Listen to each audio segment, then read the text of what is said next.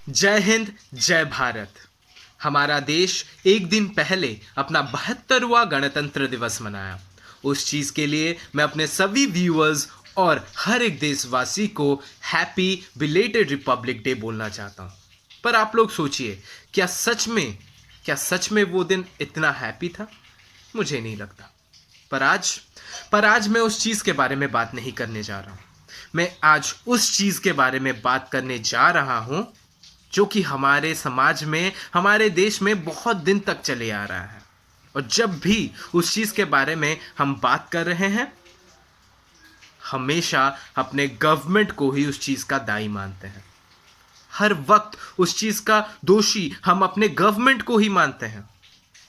बहुत लोगों को पता चल गया होगा कि मैं किस चीज़ के बारे में बात करने जा रहा हूँ, या फिर बहुत लोगों को पता नहीं चल रहा होगा कि मैं किस चीज़ के बारे में बात करना चाहता हूँ।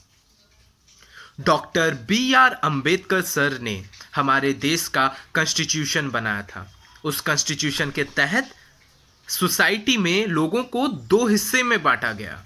पहला हिस्सा था अपर क्लास लोग और दूसरा हिस्सा था लोअर क्लास लोग। अपर क्लास लोग वो थे जो कि पॉवर्टी लाइन के ऊपर थे, और लोअर क्लास लोग वो थे जो कि बिलो पॉवर्टी लाइन के थे। उनमें से थे शेड्यूल कास्ट और शेड्यूल ट्राइब के लोग। उन लोगों के लिए सर्टन राइट्स बनाए गए थे, जिसके तहत गवर्नमेंट उन लोगों को सर्टन प्रिविलेज देता था या फिर सर्टन कोटा देता था, जो आज तक चले आ रहा है। फिर भी उन लोगों को हमारा गवर्नमेंट या फिर हमारा देश अपलिफ्ट नहीं कर पाया। ऐसा क्यों है? तो उस चीज़ के लिए मैं आज दोनों के नज़रिए से बात करने जा रहा हूँ।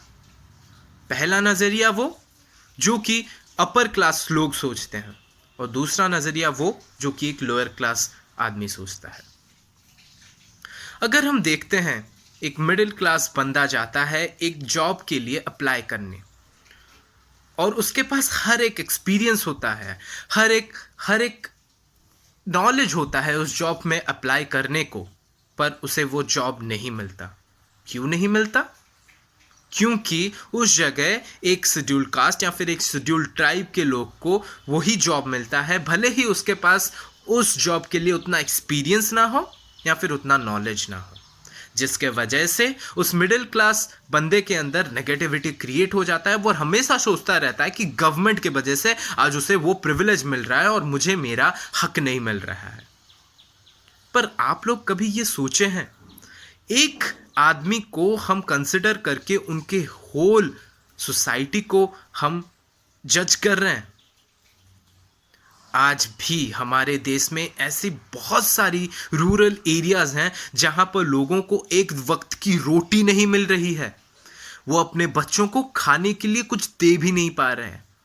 उनके पास रहने के लिए छत नहीं है। तो वो लोग क्या करें? उन लोगों को इन राइट्स और इन प्रिविलेजेस की बहुत सख्त ज़रूरत है।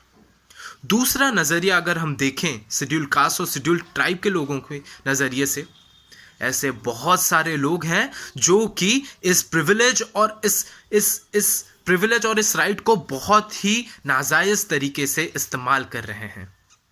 जो पैसा मिलता है उन लोगों को, कुछ लोग ऐसे होते हैं जो कि वो पैसे को दारू और सिगरेट पीकर बर्बाद कर देते हैं। पर उनमें से बहुत सारे लोग होते हैं जिन्हें इस चीज़ की बहुत ही ज़रूरत होती है और वो इस प्रिविलेज का फ़ायदा नहीं उठा पाते। तो ऐसा क्यों है? हमेशा इस चीज़ के लिए हम अपने गवर्नमेंट को ही दायी क्यों मानते हैं? India ranks the number 1 in youth count, and India also ranks the number 1 in the educated youth count. अगर हम चाहें तो हम लोग खुद, हमारे इंडिया के जितने भी यूथ हैं, हमारे इंडिया में बहुत सारे एनजीओज हैं जो कि यूथ के द्वारा चलाए जा रहे हैं। हम लोग अगर मिलके काम करें तो कोई भी गवर्नमेंट का पॉलिसी नहीं चाहिए इन लोगों को अपलिफ्ट करने के लिए। कोई भी एक्स्ट्रा सर्टन प्रिविलेजेस नहीं मिलना चाहिए इन लोगों को अपलिफ्ट करने के लिए। हम अगर चाहें तो खुद से उन लोगों को हेल्प कर सकते हैं, उन लोगों को एजुकेट कर सकते हैं इनके अपलिफ्टमेंट के लिए। Money is not the ultimate thing. Getting educated is the ultimate thing.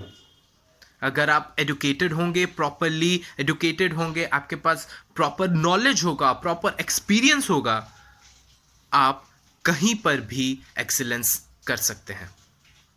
उसके लिए आपको सर्टन प्रिविलेज नहीं चाहिए, उसके लिए आपको सर्टन कोई कोटा नहीं चाहिए। ऐसा क्यों हो रहा है?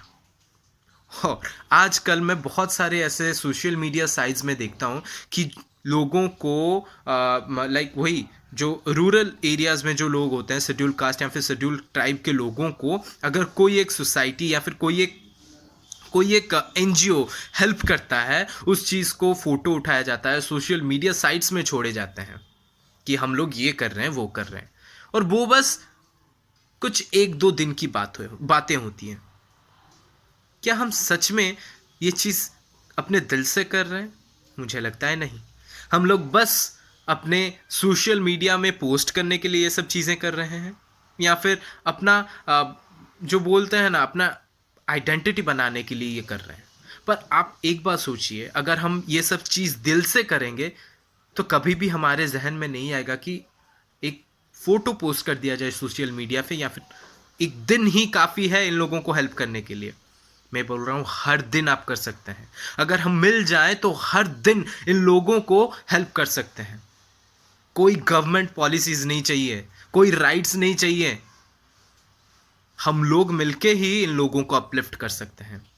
आज भी हमारे देश को एक रूरल देश या फिर एक गरीब देश के हिसाब से इंटरनेशनली पहचान मिलती है। ऐसा क्यों है? अगर कोई आउटसाइडर को पूछा जाए कि what do you think about India, पहला चीज़ वो बोलते हैं कि India is all about culture and tradition, और दूसरा चीज़ बोलते हैं इट्स रूरल एरियाज और रूरल पीपल। ऐसा क्यों होता है? वक्त ऐसा था कि हमारे देश को सोने की चिड़िया बुलाया जाता था, पर आज हमारे सामने है हमारे देश को किस तरह से आइडेंटिफाई किया जा रहा है। मेरे जहन में ये चीज़ बहुत दिनों से चल रहा था। हम अगर यूथ होके हमारे ताकत का प्रॉपरली यूटिलाइजेशन ना करें तो फ़ायदा क्या है? हमारे देश को हमसे क्या फ़ायदा मिल रहा है? हमें खुद आगे बढ़ना है और इन लोगों को अपलिफ्ट करना है और हमारे देश को अपलिफ्ट करना है। हमारे देश को एक सुपर पावर बनाना है। तो इस चीज़ के लिए हम सिर्फ हमारे गवर्नमेंट को ही दायी नहीं मान सकते। हम इस देश के इस हालत के लिए हम खुद दायी हैं। तो इस चीज़ को आप अपने जहन में डालें और इस चीज़ के बारे में आप सोचें। अगर आप सोचेंगे तो हमारा देश आगे बढ़ेगा।